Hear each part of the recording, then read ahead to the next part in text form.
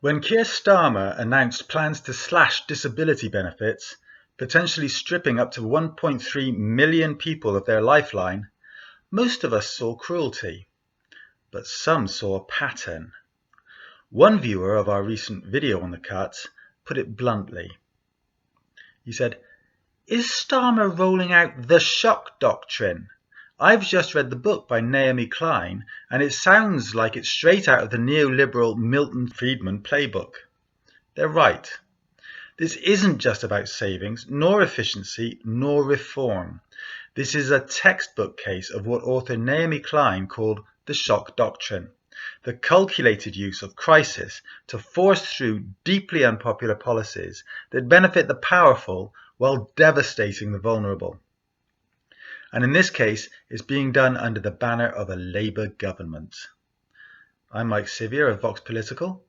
Buy me a coffee or donate more than £20 and I'll give you a free book. More on that later. Subscribe to the video mailing list, like and comment on this post, and subscribe to the channel if you haven't already. But watch this first, to the end, because you're going to want to. What is the shock doctrine? Well, in her groundbreaking 2007 book, The Shock Doctrine, The Rise of Disaster Capitalism, Naomi Klein revealed a grim truth. Governments and corporate elites often exploit crises, wars, economic collapse, natural disasters, as opportunities to roll out hardline free market policies before the public can resist. The method: induce or seize on shock, economic, social, psychological. Use it to dismantle public protections. Privatize and profit from the wreckage.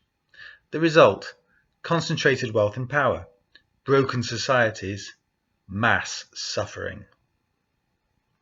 Let's apply that to Starmer's plan. The crisis is Britain's economy is still reeling from years of austerity, the pandemic, and a deep cost of living crisis. Public services are crumbling. Voters are exhausted. The narrative: the system isn't working. People should work if they can.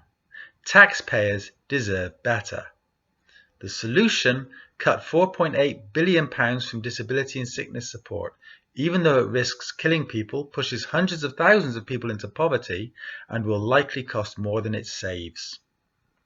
Just as Klein warned, the policy doesn't solve the crisis, it exploits it. Where are the media? This is where shock doctrine needs silence to thrive.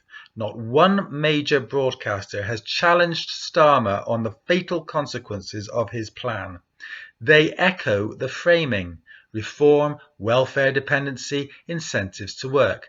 But let's be honest, when you remove essential disability support from people you know cannot survive without it, you're not reforming, you're killing.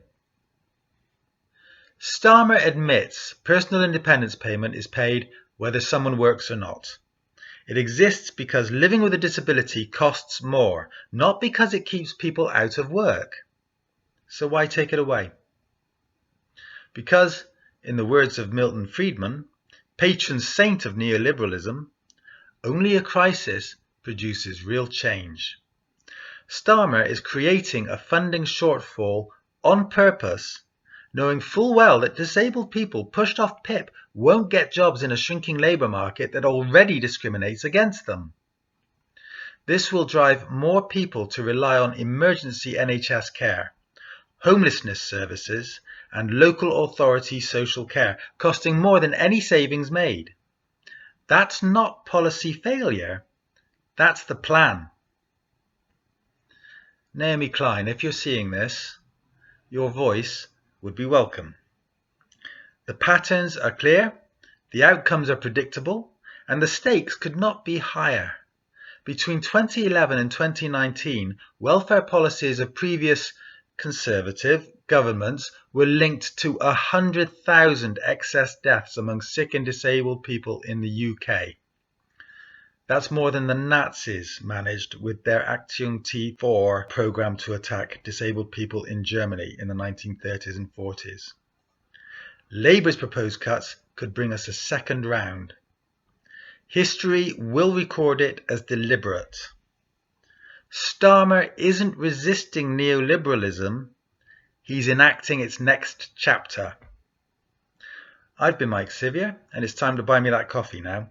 Donate more than £20 and I'll give you a free copy of my reissued first book, Strong Words in Hard Times. Subscribe to the video mailing list, like and comment on this post, and subscribe to the channel if you haven't already. And if you do all that, you'll be helping keep this channel alive, and then you'll be able to see me in the next one.